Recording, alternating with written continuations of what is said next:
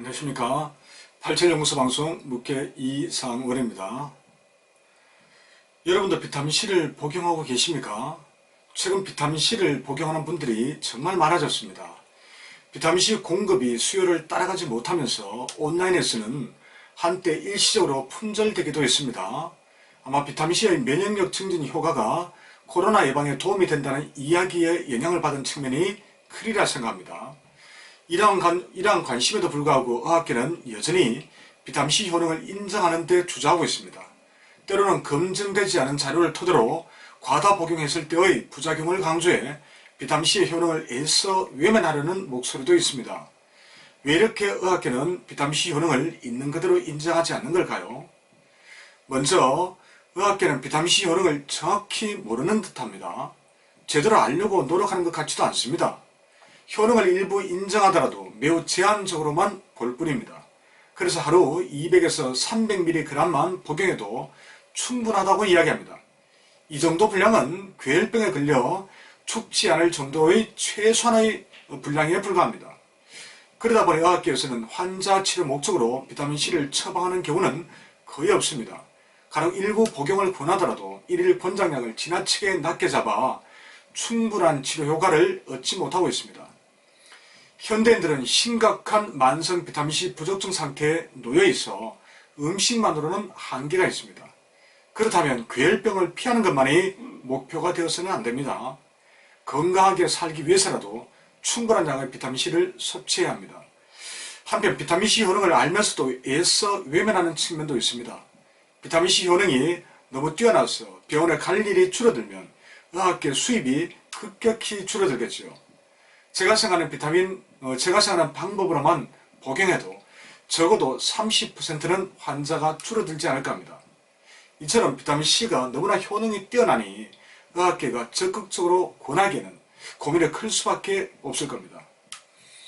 비타민C 효능을 인정하지 않거나 부정하는 행태 이면에는 거대 제약회사의 영향도 크리라 생각합니다. 의학계의 흐름을 좌우하는 것은 의사들이 아니라 거대 자본으로 무장한 제약회사입니다. 자본주의 사회의 최고 가치는 누가 무엇라고 해도 이윤 창출입니다. 그런 관점에서 이윤 창출이 곧 선이고 그렇지 못하면 무가치하거나 무의미한 것으로 치부해버리기 십상입니다. 그런데 비타민C는 특허가 불가능합니다. 특허로 상품을 독점했을 때 원가 대비 수십에서 수백 배의 이윤을 창출할 수 있습니다. 하지만 비타민C는 특허는커녕 직접 생산도 아니고 영국과 중국의 공장에서 만들어 놓은 분말을 가져다가 약간의 가공만 거쳐 판매하는 식품에 불과합니다. 그래서 중개 수수료에 약간의 가공비 정도밖에 기대할 수 없으니 제약회사에서 관심을 둘 만한 식품이 되지 못합니다. 자, 이처럼 아무리 질병 치료에 탁월한 효과가 있어도 돈이 되지 않으면 제약회사는 관심을 기울이지 않습니다. 저렴하고 안전하면서도 탁월한 효과를 거둘 수 있는 약품이나 치료법은 환자들의 관심일 뿐 그들의 판단 기준은 아닙니다. 항암제를 비롯한 그 어떤 약도 너무 잘 치료되면 환자가 줄어 제약회사 영업에 막대한 지장을 초래합니다. 그들에게는 그저 적당하게 효과가 있으면서 비싸게 팔 수 있는 약이 최고의 명약입니다. 효과가 너무 없으면 관심을 끌기 어렵고 너무 좋으면 환자가 급속도로 줄어 이윤 창출이 되지 않을 테니까 말입니다. 그런데 비타민C는 저렴한 데다가 효과까지 뛰어납니다. 그래서 비타민C 효능이 사회적으로 자꾸 언급되는 것 자체가 매우 불편할지 모릅니다. 의학계에서 과학적 검증을 이유로 대체약을 죽으라고 비난하고 무시하는 것도 바로 그런 이유도 있을지 모르겠습니다. 자, 이처럼 현대의학계의 비타민C 홀대에 이론적인 논리를 제공해 주는 것이 불완전한 과학입니다. 그런데 과학은 전지전능하지도 않거니와 불변의 진리도 아닙니다. 과학만으로 지구상의 모든 현상을 완벽하게 뒷받침할 수도 없습니다. 그런데도 과학이라는 잣대로 완벽하게 검증하지 못하면 비합리적인 주장이라고 매도합니다. 안전하고 뛰어난 자연요법이 수없이 많음에도 과학 맹신의 현대의학계는 지나친 분석주의에 빠져 있습니다. 그래서 자연요법이 추구하는 인체 메커니즘의 조화를 이해 못하는 것이죠. 과학 맹신의 대표적인 사례가 세계적인 명성을 자랑하는 과학지인 네이처와 사이언스에 게재된 비타민C가 암을 유발한다는 논문입니다. 실험실에서의 조건이 부정확하면 실제 인체 상황에서는 전혀 다른 결과로 나타날 수 있습니다. 그런데 일부 의학계는 비타민C의 효능을 깎아내리기 위해 위의 논문을 활용하고 있습니다.